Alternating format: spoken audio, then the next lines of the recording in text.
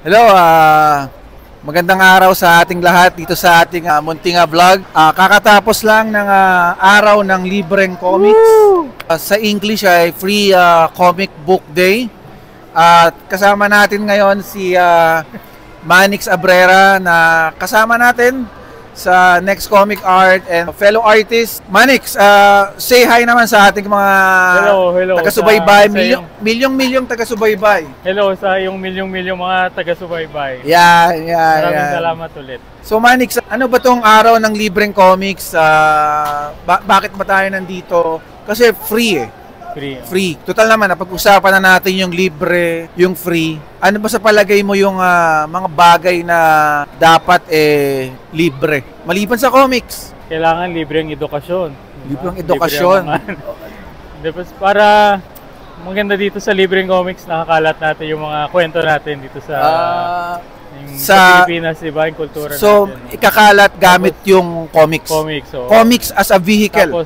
Tapos ang maganda pa dito na nakita natin, di ba, na ang dami-dami mga batang komikero na sumasali.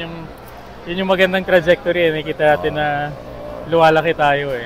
Ang tanong ko, halimbawa, may magtatanong, libreng comics para ipakita yung storya, paano masusustain? Kung libre, paano yung pera? Saan kukuha ng pang-print? Ng pang-print. Pang-print. Kasi libre, kumbaga, okay yan. Kasabihin, ideal yan. Kasi libre, pamigay mo lang.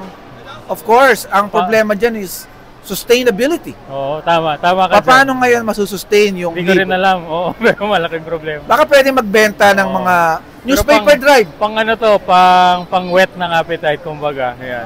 Para makakuha tayo ng mas maraming market na okay pala itong mga hindi kaya araw ng libreng comics para isang araw lang na libre. The rest, lang araw ng bentang comics. Actually, maganda sa araw ng libreng comics, marami tayong nakuhang bagong readers na yung mga hindi naman talaga nagbabasa ng comics. Ikaw may magtanong sa'yo, sabihin sa'yo, marami kang nakuhang readers na hindi naman nagbabasa ng comics? May data ka ba?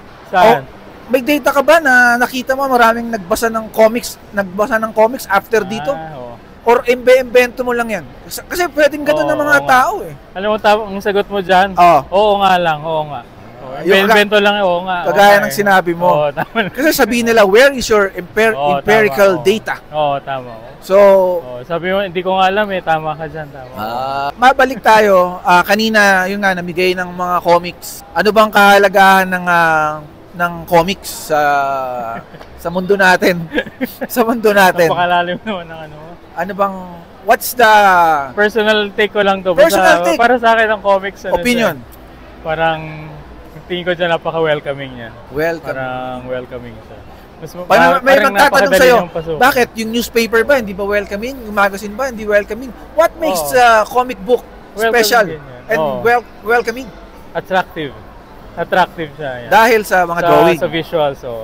Sa akin yan personal kasi ako mismo.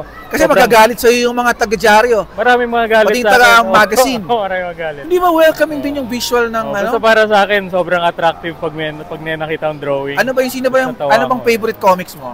Pugat Baboy. Paul Medina. All-time favorite ko yan. Sa abroad? Abroad, Calvin and Hobbes. Gusto ko yan. Palagay mo, bakit mo gusto, kasi sinasabi nila, di ba, yung mga bagay na gusto mo is reflection kung sino ka. Kumbaga, may reason yan bakit gusto mo to. Ito yung pinapakinggan mong music. Di ba, parang it matches a certain archetype or personality. Palagay mo, ano yung meron dun sa Calvin and Hobbes at Pugad Baboy? Actually, ngayon, roughly, di ko makita yung pagkakapareho ng dalawang yun, ha? Well, meron naman. Alam ko na kung ano yung connection nila. Sige. Pareho silang may irreverent humor. Parang weird kakaiba. Pwede ba ma-explain sa ating tagapanood? Ano ba yung irreverent? Hindi ko rin alam eh. Kasi parang alam ko lang si Reverend Apollo Kibuloy. Yun ba yun? Parang weird siya yun. Parang hindi mo alam ba't ka natatawa. Irreverent. Irreverent, Hindi mo alam bakit ba ito nakakatawa pero nakakatawa siya. Pati-describe mo ba? Maganda pa kasi Kunyaring Calvin and Hobbes. Pag una mong binasa, parang mababaw lang siya eh. Pero habang tumatagal, marirealize. So parang malalim pala niya. Superficially shallow. Pero malalim pala siya pag-iisipin mo. Tapos nakita ko yun yung... So teka lang, babalik tayo doon. So, masasabi mo ba na ikaw ba kumbaga for sake of self-awareness, masabi ba na ikaw ay superficially, parang kung sa unang tingin parang mukhang mababaw. Pero kapag pala inalam mo malalim pala. May ganung factor ba? Sana. Kasi if siguro coming from the premise na it's a reflection of kasi ako ganun yung mga gusto ko eh. So meron ka bang effort na parang halimbawa yung pananamit mo, effort ba yan na magti-t-shirt lang ako, hindi ako mag-Amerikana kasi gusto ko yung pag unang tingin deceiving, parang gano'n, di ba? Deceiving, yung parang bugad baboy, mukhang...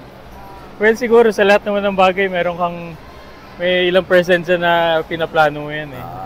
Di ba? So parang gano'n yung gusto mo na parang ayaw mong give away. Bakit gano'n? Dahil ba parang gusto mo munang misteryoso ka? Or ano pa? Paano bang reason? Siguro dahil yung nanay ko kasi historian si Mama. Sa mga televiewers natin, tapos, historian sa College of sa History Department sa UP, si nanay niya. Nakita na na lahat ng bagay may iba-ibang anggulo. Okay. Depende sa point of view mo kung paano mo titingnan ng isang bagay, ang isang pangyayari. Huwag ka mag-judge bigla. Basta-basta yan. Bago ka mag-judge, maganda na maging conscious ka na iba't ibang anggulo. Iba't ibang anggulo yan. Tingnan mo. Pag-aralan mo. So para ba siyang yung kay Doctor Strange? Yung inalam niya yung possibility. Tama. In essence, inalam niya yung iba't ibang anggulo kung ano mangyayari hanggang sa naka-decide na yung the snap that will change everything in the right context, yun. Tama. Yun ba yung sinasabi mo? Oo. Pero ang mahirap yan, siyempre hindi mo rin naman matitingnan lahat ng anggulo, di ba? Yes, kasi pero ang important, conscious ka. It presupposes and it requires time and effort. Not just time and effort, omniscience.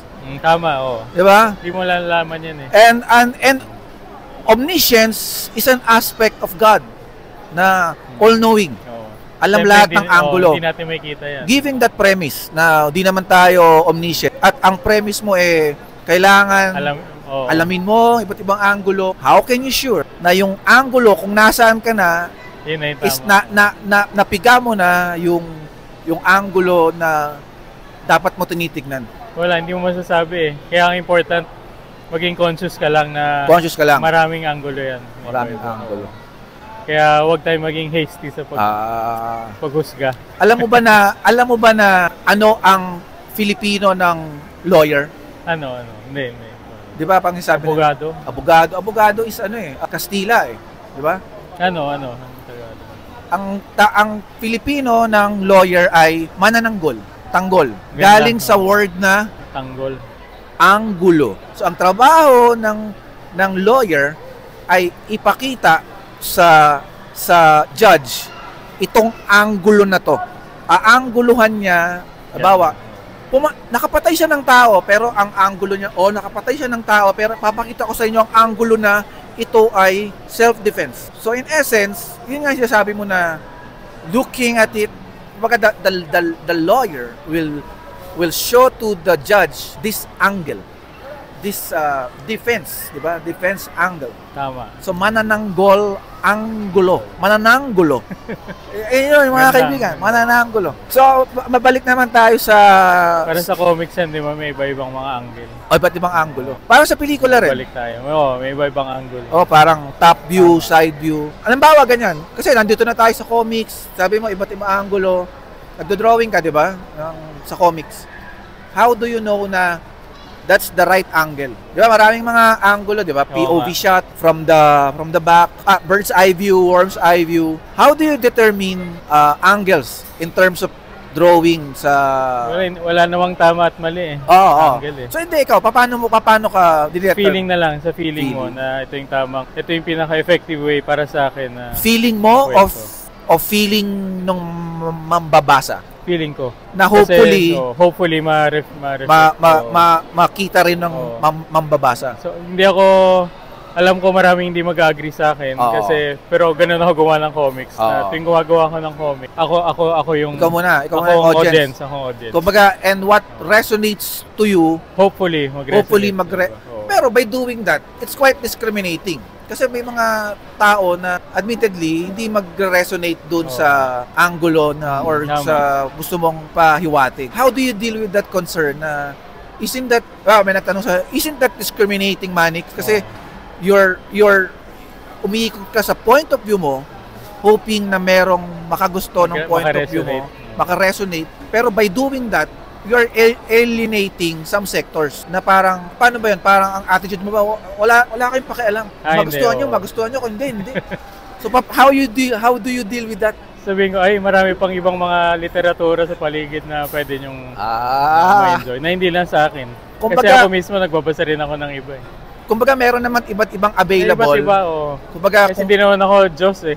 Kung ayaw nyo sa akin, magbasa kayo ng iba. Saka hindi ko sinasabing ito yung tama. Marami dyan. So maraming ganun kasi lahat tayo hindi natin alam kung alin ang tama. Ganun yung determinant mo ng sa akin. Pero quite effective naman kasi I think maraming nakaka-resonate sa trabaho mo. Sana. 'Di ba? Pa sa mga pila. May mga pila eh. And parang maraming natutuwa about sa interview natin sa UP. Mamaya. Isa lang mic natin eh. Kalang ikakat natin. Ikakat natin. Mag-interview sa inyo ba? Sige. Teka lang, cut muna.